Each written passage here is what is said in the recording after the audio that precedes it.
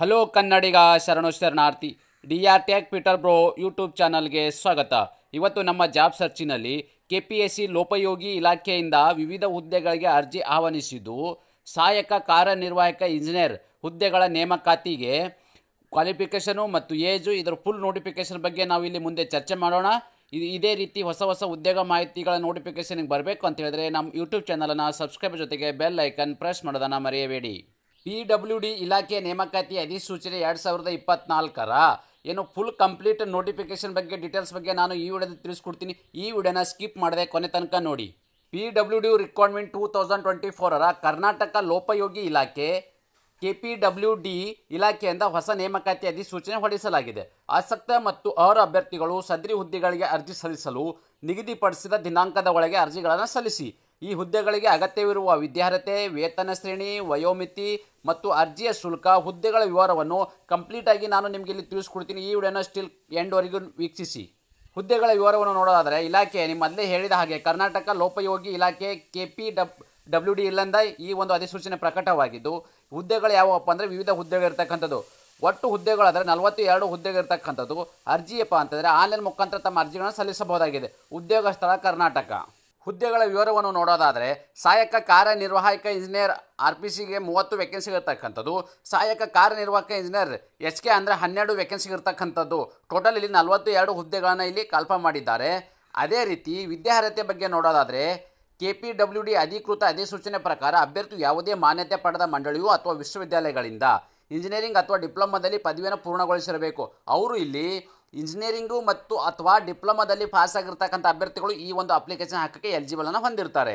ವಯೋಮಿತಿ ಬಗ್ಗೆ ನೋಡೋದಾದರೆ, ಏನು ಅಧಿಸೂಚನೆ ಏನು ಇದ್ರ ಪ್ರಕಾರ ಇಲ್ಲಿ 21 ವರ್ಷ, ಮ್ಯಾಕ್ಸಿಮಮ್ ಇಲ್ಲಿ 35 ವರ್ಷ. ಇಲ್ಲಿ ಏನಪ್ಪ ಅಂತ ಹೇಳಿದ್ರೆ ಮಿನಿಮಮ್ ಇಲ್ಲಿ 21 ವರ್ಷದ ಒಳಗಡೆ ಇರ್ತಕ್ಕಂಥ ಅಭ್ಯರ್ಥಿಗಳು ಅಪ್ಲಿಕೇಶನ್ ಹಾಕೋಕ್ಕೆ ಎಲಿಜಿಬಲನ್ನು ಹೊಂದಿರ್ತಾರೆ. ಮ್ಯಾಕ್ಸಿಮಮ್ 35 ವರ್ಷದ ಒಳಗಡೆ ಇರ್ತಕ್ಕಂಥ ಅಭ್ಯರ್ಥಿಗಳು ಈ ಒಂದು ಅಪ್ಲಿಕೇಶನ್ ಹಾಕೋಕ್ಕೆ ಅರ್ಹರಾಗಿರ್ತಾರೆ. ಇದು ಜನರಲ್ ಕ್ಯಾಟಗರಿಗೆ ಸಂಬಂಧಪಟ್ಟ ಅಭ್ಯರ್ಥಿಗಳಿಗೆ. ಇದರಲ್ಲಿ ಮತ್ತೆ ವಯೋಸಡಿಲಿಕೆಯನ್ನು ನೀಡಲಾಗಿದೆ. SC ST ಪ್ರವರ್ಗ 1 ಅಭ್ಯರ್ಥಿಗಳಿಗೆ 5 ವರ್ಷ ಅವರಿಗೆ ವಯೋಸಡಿಲಿಕೆಯನ್ನು ನೀಡಲಾಗಿದೆ. ಪ್ರವರ್ಗ 2A 2B 3A 3B ಅಭ್ಯರ್ಥಿಗಳಿಗೆ ಇಲ್ಲಿ 3 ವರ್ಷ ವಯೋಸಡಿಲಿಕೆಯನ್ನು ಇದೆ. ಅಂದರೆ ಇಲ್ಲಿ ಜನರಲ್ ಕ್ಯಾಟಗರಿ ಅಭ್ಯರ್ಥಿಗಳಿಗೆ 21ರಿಂದ 35 ವರ್ಷ, SC ST ಅಭ್ಯರ್ಥಿಗಳಿಗೆ 35 + 5 ಅಂದರೆ 40 ವರ್ಷ, ಮತ್ತು 35 + 3 ಅಂದರೆ ನಿಮಗೆ ಇಲ್ಲಿ 38 ವರ್ಷ. ಇದು OBC ಅಂದರೆ ಇದು 2A 2B 3B ಅಭ್ಯರ್ಥಿಗಳಿಗೆ ಇಲ್ಲಿ 38 ವರ್ಷದ ಒಳಗಡೆ ಇರ್ತಕ್ಕಂಥ ಅಭ್ಯರ್ಥಿಗಳು ಈ ಒಂದು ಅಪ್ಲಿಕೇಶನ್ ಹಾಕೋಕ್ಕೆ ಅರ್ಹರಾಗಿರ್ತಾರೆ. ಅರ್ಜಿಯ ಶುಲ್ಕವನ್ನು ನೋಡೋಣ ಬನ್ನಿ. SC ST ಪ್ರವರ್ಗ 1 ಅಂಗವಿಕಲ ಅಭ್ಯರ್ಥಿಗಳಿಗೆ ಅರ್ಜಿ ಶುಲ್ಕವನ್ನು ಇರೋದಿಲ್ಲ. ಅಂದರೆ ಈ ಒಂದು ಕೆಟಗರಿಗೆ ಸಂಬಂಧಪಟ್ಟ ಅಭ್ಯರ್ಥಿಗಳಿಗೆ ಅರ್ಜಿ ಶುಲ್ಕದಿಂದ ವಿನಾಯಿತಿಯನ್ನು ನೀಡಲಾಗಿದೆ. ಓಕೆ. ಮಾಜಿ ಸೈನಿಕ ಅಭ್ಯರ್ಥಿಗಳಿಗೆ 50 ರೂಪಾಯಿ ಇದೆ. ಪ್ರವರ್ಗ 2A 2B 3A 3B ಅಭ್ಯರ್ಥಿಗಳಿಗೆ 300 ರೂಪಾಯಿ ಇಲ್ಲಿ ಅರ್ಜಿ ಶುಲ್ಕವನ್ನು ಇದೆ. ಸಾಮಾನ್ಯ ಅಭ್ಯರ್ಥಿಗಳಿಗೆ 600 ರೂಪಾಯಿ ಇದೆ. ಅಂದರೆ SC ST ಅಭ್ಯರ್ಥಿಗಳಿಗೆ, ಅಂಗವಿಕಲ ಅಭ್ಯರ್ಥಿಗಳಿಗೆ ಇಲ್ಲಿ ಅರ್ಜಿ ಶುಲ್ಕದಿಂದ ವಿನಾಯಿತಿ ಇದೆ. ಅಂದರೆ ಅವರಿಗೆ ಅರ್ಜಿ ಶುಲ್ಕ ಇಲ್ಲಿ ಇರುವುದಿಲ್ಲ. ಮಾಜಿ ಸೈನಿಕರಿಗೆ 50 ರೂಪಾಯಿ ಇದೆ. ಮತ್ತು OBC ಕೆಟಗರಿಗೆ ಸಂಬಂಧಪಟ್ಟ ಅಭ್ಯರ್ಥಿಗಳಿಗೆ ಅಂದರೆ ಕೆಟಗರಿ ವೈಸ್ ಹೇಳೋದಾದರೆ 2B 3B ಮತ್ತು ಈ ಎಲ್ಲ ಅಭ್ಯರ್ಥಿಗಳಿಗೆ 300 ರೂಪಾಯಿ ಇದೆ.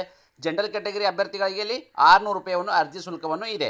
ಆಯ್ಕೆ ವಿಧಾನ, ಸೆಲೆಕ್ಷನ್ ಪ್ರೊಸೆಸರ್ ಹೇಗೆ ನಡೆಸ್ತಾರಪ್ಪ ಅಂತ ಹೇಳಿದ್ರೆ, ಅಭ್ಯರ್ಥಿಗಳಿಗೆ ಲಿಖಿತ ಪರೀಕ್ಷೆ ಮತ್ತು ವೈಯಕ್ತಿಕ ಪರೀಕ್ಷೆ ನಡೆಸಿ ಅಭ್ಯರ್ಥಿಗಳ ಆಯ್ಕೆ ಮಾಡಿಕೊಳ್ಳಲಾಗುವುದು.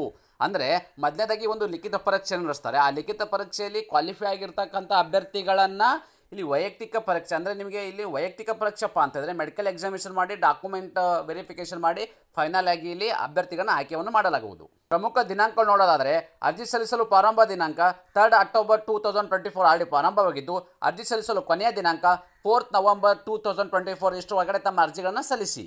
ಲಿಂಕ್ಗಳ ಬಗ್ಗೆ ಹೇಳೋದಾದರೆ, ಏನು ಸಹಾಯಕ ಕಾರ್ಯನಿರ್ವಾಹಕ ಇಂಜಿನಿಯರ್ ಮತ್ತು RPC ನೋಟಿಫಿಕೇಷನು ಮತ್ತು ಸಹಾಯಕ ಕಾರ್ಯನಿರ್ವಾಹಕ ಇಂಜಿನಿಯರ್ ಮತ್ತು HK ನೋಟಿಫಿಕೇಷನ್ ಇದ್ರ ಬಗ್ಗೆ ಆಡಿ ವಿವರವನ್ನು ಕೊಟ್ಟಿದ್ದೀನಿ. ಮತ್ತು ಏನು ಅರ್ಜಿ ಸಲ್ಲಿಸುವ ಏನು ವೆಬ್ಸೈಟ್ ಲಿಂಕ್ ಏನಿದೆ, ಈ ಲಿಂಕು ನನ್ನ ಯೂಟ್ಯೂಬ್ ಡಿಸ್ಕ್ರಿಪ್ಷನ್ ಬಾಕ್ಸಲ್ಲಿ ಆ ಲಿಂಕನ್ನು ಕೊಟ್ಟಿರ್ತೀನಿ. ಆ ಲಿಂಕನ್ನು ಕ್ಲಿಕ್ ಮಾಡೋ ಮೂಲಕ ನೇರವಾಗಿ ತಮ್ಮ ಅಪ್ಲಿಕೇಶನ್ನ ಹಾಕಬಹುದಾಗಿದೆ.